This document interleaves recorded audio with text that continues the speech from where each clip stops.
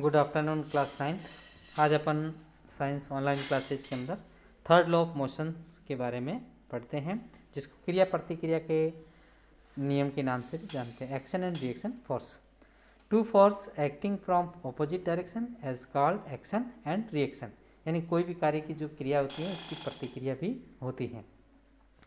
For example, A ball when hit the ground, ये हो गया action. Bounce back with a certain force, reaction. जैसे हम किसी गेंद को फर्श पे फेंकते हैं नीचे की तरफ, तो उससे टकरा करके और तुरंत वापस ऊपर की ओर उछलती है, ये इसका हो गया रिएक्शन।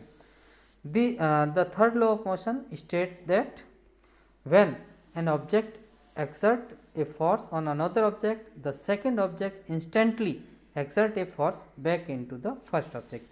जैसे ही कोई एक वस्तु है उस पर हम कोई फोर्स अप्लाई करते हैं, तो जो जिससे वो दूसरी से टकराती हैं, तो दूसरी उसके विपरीत दिशा में दूसरा जो है फोर्स जो है वो अप्लाई करेगी।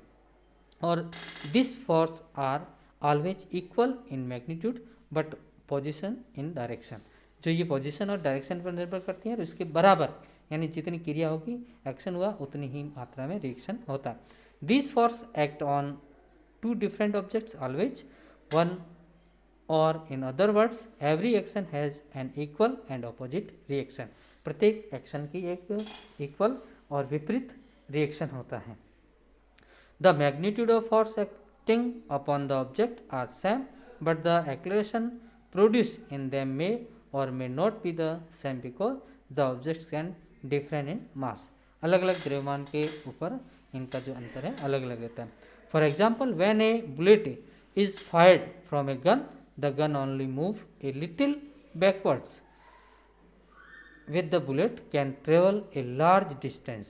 यानी जैसे ही हम किसी बंदूक से गोली को फायर करते हैं, तो उसको बंदूक जो है उसका मास जो होता है ज़्यादा होता है, इसलिए थोड़ी सी मात्रा में वो हल्का झटका देती है, जबकि गोली जो है लंबी दूरी तक ट्रेवल्स करती है। This is because of the difference in the mass of the bullet and gun. दोनों के मास में अंतर होने के कारण ऐसा होता है। इसलिए बंदूक को कंधे से सटा कर रखा जाता है ताकि उसका मास और भी ज़्यादा हो जाए और कंधे पर झटका नहीं लगे। कन्वर्जेशन ऑफ मोमेंटम, यानी इसको बोलते हैं संवेग संरक्षण। As per the law of conservation of momentum, the sum of moment of two objects before the collision and after collision remain the same given that no external unbalanced force act upon them it another way collision conserve the total moment of two objects। समय संरक्षण का नियम ये बताता है कि टक्कर से पहले और टक्कर के बाद दो पिंडों का जो संवेग होता है, P जो होता है, वो हमेशा क्या रहता है, इक्वल रहता है।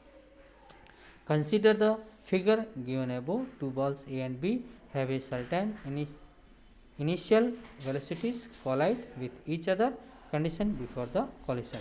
देखिए ये दोनों M1 और M2 है ना, दो A और B अलग अलग पिंड हैं जो टकराते हैं। टकराने के बाद इनके ऊपर एक्शन और रिएक्शन की तरह विपरीत लगता है, और इसके बाद इनका जो B2 वेग होता है वो पहले की जितना ही के जितना होगा, और दोनों ही मात्रा में इनका संवेग जो होता है वो हमेशा संरक्षित रहता है।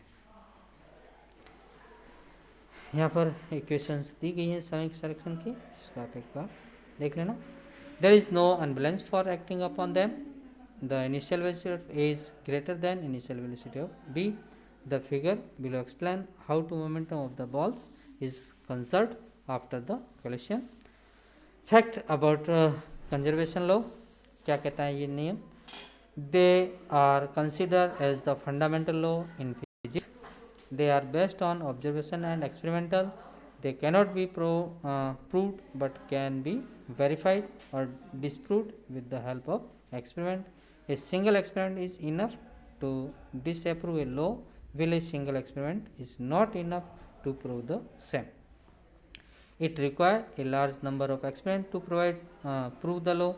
The law of conservation of momentum was formulated 300 years ago.